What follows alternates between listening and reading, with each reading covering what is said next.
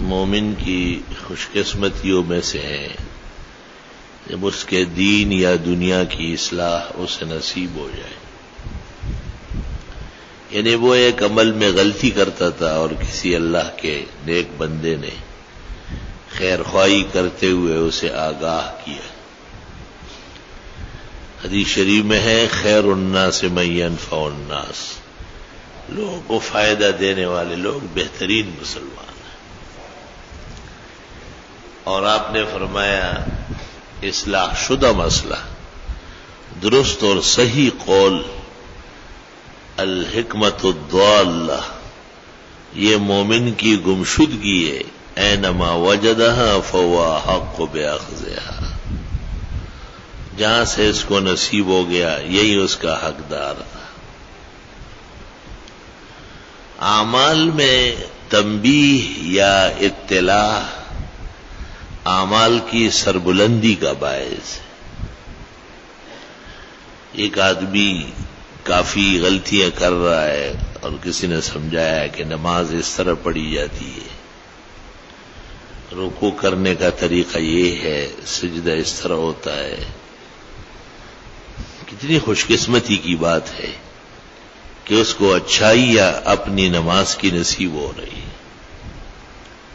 یہی حال دیگر مسائل کا ہے.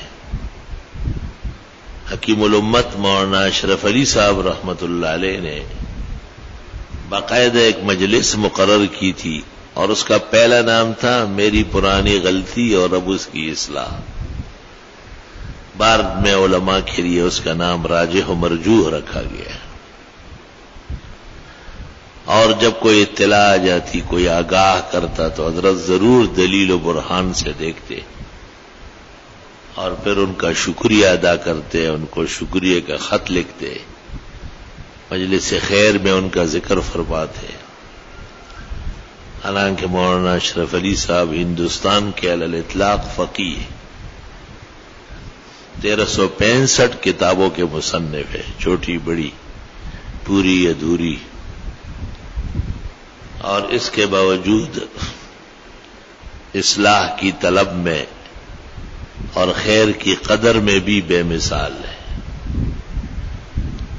اللہ تعالیٰ نے پیغمبر کو کہا ہے وَقُلْ رَبِّ زِدْنِي عِلْمًا، آپ بھی کہے کہ خدایا میرا علم بڑھا لے. علم و نبوت یقبل الزیادۃ فی العلم، مفسرین کہتے ہیں نبی کا علم زیادت کو قبول کرتا ہے. جب نبی کا علم جو وحی کا علم ہے اور خدا تعالی ہی ان کا معلم ہے اور اس میں اضافہ ہوتا ہے، ترقی ہوتی ہے، خوشی ہوتی ہے. آپ نے رائے میں بھی تبدیلی فرمائی ہے. بڑی فکر کے ساتھ حضرت عائشہ سے کہا کہ عائشہ یہ جو حتیم ہے یہ بھی بیت اللہ کا حصہ ہے. مشرکین جب تعمیر کر رہے تھے اور خرچہ ختم ہو گیا تو انہوں نے آدھا بنایا کعبے کا کمرہ اور آدھا کھلا چھوڑ دیا جو باؤنڈری لگی ہوئی ہے.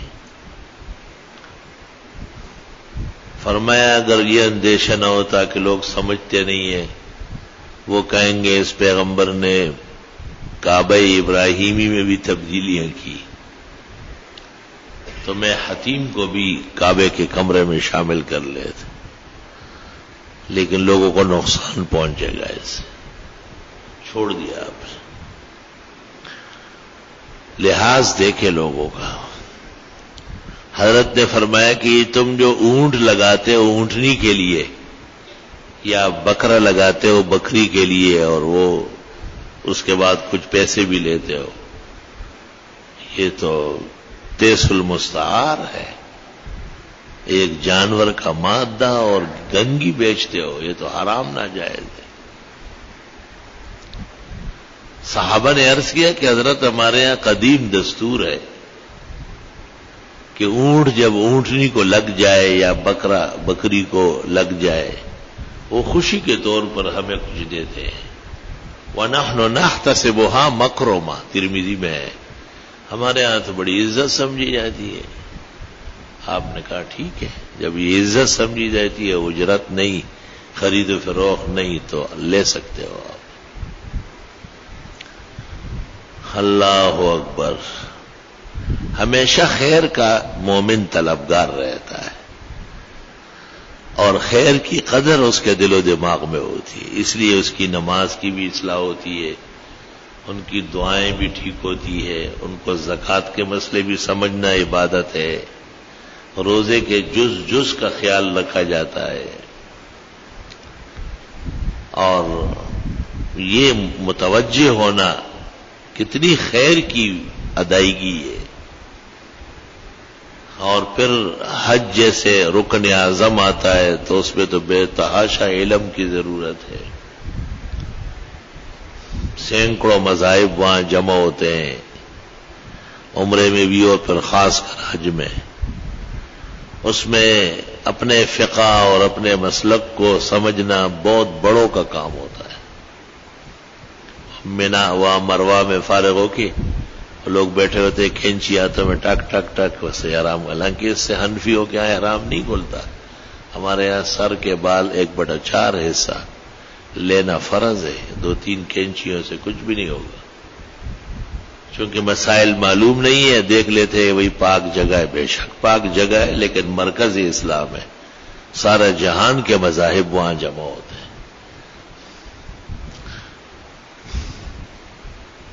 وہاں صفا اور مروہ میں جو میلین اخترین ہیں، ہرے ٹیوب لائٹ جلتے ہیں، یہ وہ جگہ ہے جہاں بی بی ہاجر دوڑی تھی۔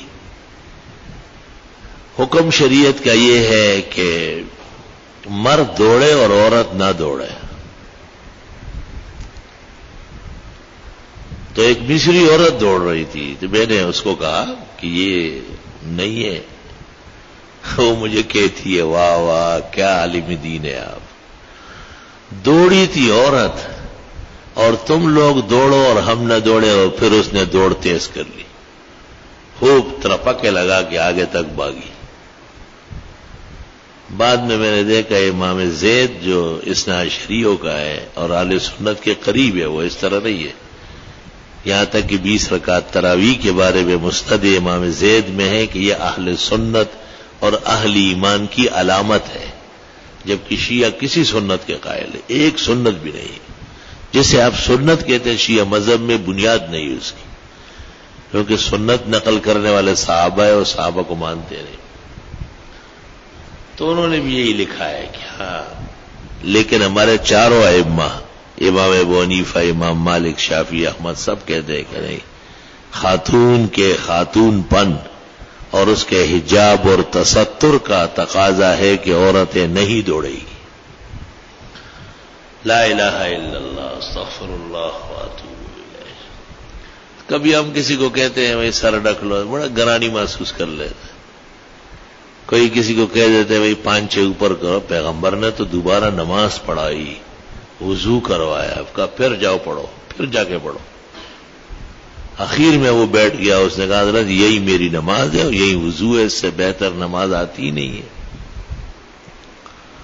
آپ نے کہا قد صلیت، آپ نے نماز تو پہلے بھی پڑھی ہے، ولکن اسبلت ازارک، لیکن آپ کے 5-6 ٹخنوں پہ پڑے ہوئے تھے۔ وَإِنَّ اللَّهَ تَعَالَى لَا يَقْبَلُ صَلَاةَ مُسْبِلِ الْإِزَارِ، اللہ ایسے مرد کی نماز قبول نہیں فرمائے گا جس کے 5-6 ٹخنوں پہ پڑے ہوئے ہو۔ تو یہ اس کو بڑا ہلکا سا سمجھتے ہیں، جی لوگ چاند تک پہنچ گئے، بہت ترقی کی، اور آپ لوگ ابھی تک 5 ٹوپیوں میں پھنسے ہوئے، تو آپ بھی تو چاند پہ نہیں گئے، ادھر ہی کھڑے ہیں، جہاں ہم ہیں وہاں آپ بھی ہیں، آپ کون سے آدھے آسمان میں گھر بنا چکے ہیں۔ یہ سائنسی ترقی کا حوالہ دے کر کہ پرائے لوگوں کا جو آپ کی جڑیں کاٹ رہے پوری دنیا سے، اول تو ان کا نام لینا عزت و غیرت کے خلاف ہے۔ انہوں نے ترقی آپ کے لیے نہیں کی، آپ کی جڑیں کاٹنے کے لیے کی۔ اور دوسری بات یہ کہ انہوں نے تو اتنی ترقی کی اور آپ اتنے تنزل میں ہیں کہ 15ویں صدی میں بھی شلوار باندھنے کا طریقہ نہیں آتا۔ اور یہ کہتے ہوئے آپ کو یہ حدیث یاد رہنا چاہیے کہ پیغمبر نے ایک صحابی کی 3-4 مرتبہ نماز لٹائی دہرائی، نہیں ہوئی پھر پڑھو، جاؤ پھر پڑھو۔